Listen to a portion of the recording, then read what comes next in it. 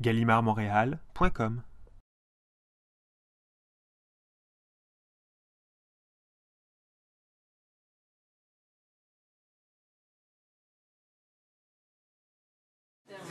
Alors on est très heureux de vous accueillir une nouvelle fois dans notre salle de montre pour cette rencontre avec Éric Lhomme qui a plein de choses à nous raconter, formidable.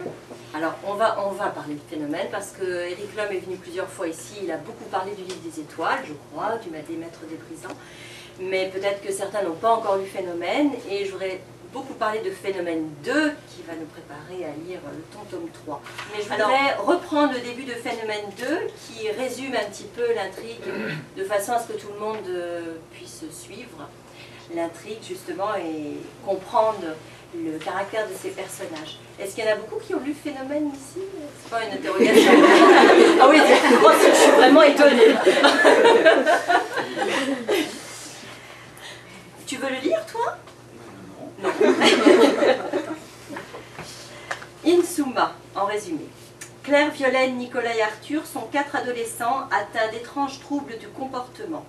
Arthur est sujet à de fréquentes crises d'autisme, Nicolas fuit la lumière, Violaine ne supporte pas qu'on la touche, Claire a de gros problèmes d'équilibre. C'est pour cela qu'ils ont été confiés à la clinique du Lac, spécialisée dans les cas désespérés. Mais dans cet établissement, un seul homme, le docteur Pierre Barthélemy, dit le doc, s'intéresse à eux et leur manifeste de l'affection. Aussi, lorsque le doc est enlevé par 3 hommes sinistres, les adolescents décident de s'enfuir de la clinique et de partir à sa recherche. Au cours de cette quête, ils découvrent que leur handicap peut se transformer, à force de courage et de volonté, en pouvoir extraordinaire. Arthur dispose d'une mémoire prodigieuse, Violaine parvient à soumettre les gens à sa volonté, Nicolas distingue les radiations infrarouges et Claire est capable de se déplacer extrêmement vite. Ces pouvoirs, ils en ont bien besoin pour affronter Clarence, Matt et Augustin, les ravisseurs du doc. Je m'arrête là ou tu veux un petit peu compléter justement ce départ du livre? Je sais pas, est-ce qu'il y a besoin d'en dire plus? Juste pour vous mettre en appétit, oui. Hein, ça suffit peut-être. Bon, moi j'aimerais qu'on revienne un petit peu au contenu, à la structure, à comment tu vois ce livre, où est-ce que tu le places, comment tu l'intègres dans toute la production jeunesse. C'est pas facile, hein, oui. Si on voit les bibliothécaires qui sont là, est-ce qu'on le met dans le fantastique, dans oui. C'est vrai que ça n'est pas très facile, hein, parce que déjà d'écrire pour la jeunesse en France, c'est pas très facile, parce que on est souvent considéré comme des auteurs de seconde zone. Quand en plus on écrit de la littérature jeunesse de genre, on disparaît dans d'innommables ghettos. Moi, ce qui m'intéresse, c'est, je me considère comme auteur, point. Il se trouve que j'écris des livres pour la jeunesse et j'ai le sentiment d'écrire des romans d'aventure, hein, dans la lignée de ces romans d'aventure qui m'ont fait rêver quand j'étais moi-même plus jeune. Et ces romans d'aventure se situent dans des... C'est le contexte, c'est le décor qui va définir le genre en quelque sorte. J'ai décidé de m'attaquer aux trois grandes catégories du genre. La fantasy, avec, on définira peut-être après, hein, les différentes catégories. Donc la fantasy avec le livre des étoiles, la science-fiction avec les Maîtres des Brisants, et là j'avais envie d'explorer le troisième grand genre de l'imaginaire, le fantastique, avec Phénomène. Donc si je devais être très précis, je qualifierais Phénomène de, j'emploie un mot bien français, un thriller fantastique. Voilà. Tu dis souvent aussi que c'est un roman de frontières. C'est un roman de frontières, exactement, ce roman de Phénomène. D'abord parce que par rapport à mes deux autres séries, il s'adresse à un public plus âgé, un public, je dirais, grand adolescent.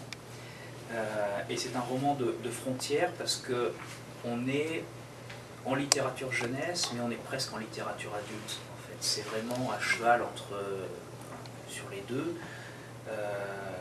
Plusieurs personnes ont été troublées par ça. Raymond l'amitié de Montand Liretan qui décidé de parler d'un auteur jeunesse parce que ces livres étaient aussi des romans adultes. Donc c'est vraiment un roman de frontière par rapport à l'âge. C'est un roman de frontière parce que c'est vrai que ça touche au fantastique, mais ça touche aussi au policier. Hein. J'ai été extrêmement surpris lorsque j'ai reçu le prix des Mordus du Polar à Paris, donc qui récompense annuellement un ouvrage jeunesse policier. Donc j'ai appris que c'était aussi un livre policier. On apprend tout le temps. Et donc c'est vraiment une frontière aussi de genre. Et frontière aussi par rapport au fait que dans ce livre, je joue énormément avec ce qui est vrai et ce qui n'est pas vrai. Quand on lit le livre, on se demande à quel moment est-ce que c'est l'auteur qui parle avec son imagination et à quel moment il dit des choses vraies, en fait. Enfin, en tout cas authentiques. Et j'ai beaucoup aimé faire ça.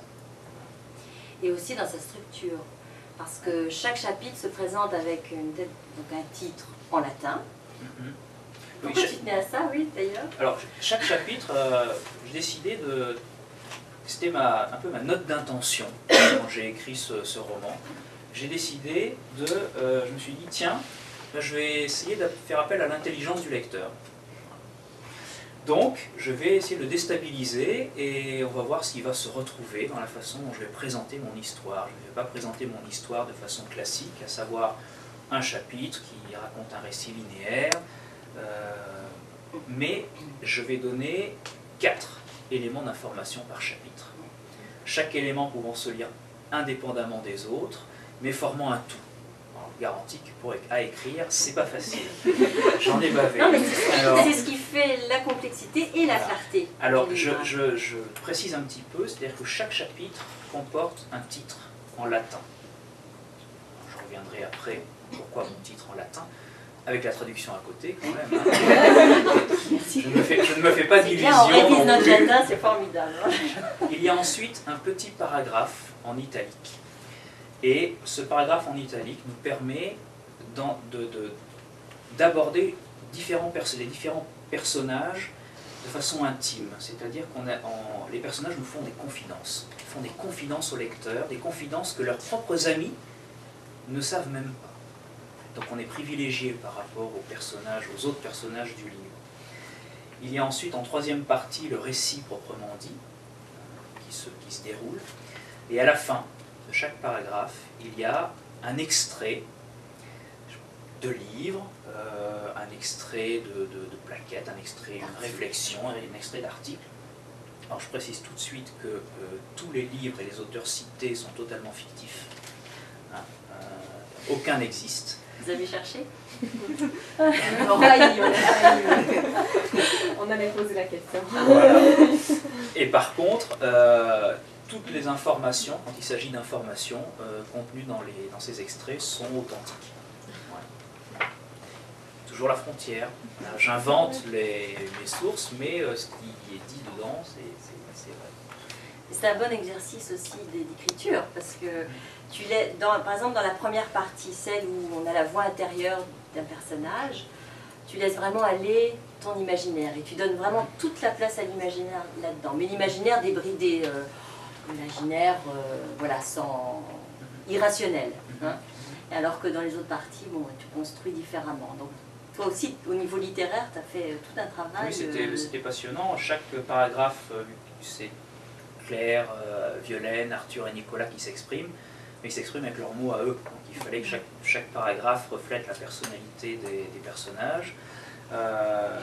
Leurs récits ont une continuité. Si on les extrait du livre, ils racontent une propre histoire. Puis en même temps, cette histoire s'intègre dans le chapitre. Je ne suis pas très clair. C'est toujours nul d'analyser une œuvre, mais je vous garantis que quand on la lit, ça passe très bien. Regarde, je vais vous lire, je vais illustrer son propos avec la voix de Violaine à un moment donné. Arcanum profere. Tu nous as toujours pas donné la raison d'ailleurs des titres en latin, on y revient. On y reviendra. Révéler un secret. Le dragon se posa lourdement sur le sol. Elle sentit son souffle brûlant. Malgré la terreur qui la saisit, elle se força à ouvrir les yeux. Elle ne distingua pas grand-chose. Une créature énorme se tenait devant elle. Un corps de reptile, 2 pattes trapues à l'arrière, 2 ailes immenses traînant par terre, un cou musculeux, long et mobile, une tête de tortue à laquelle on aurait ajouté une mâchoire de phoque et dont on aurait remplacé les yeux par des braises. Pas de main, seulement une griffe sur chaque aile pour s'accrocher au pic et au tour. Le dragon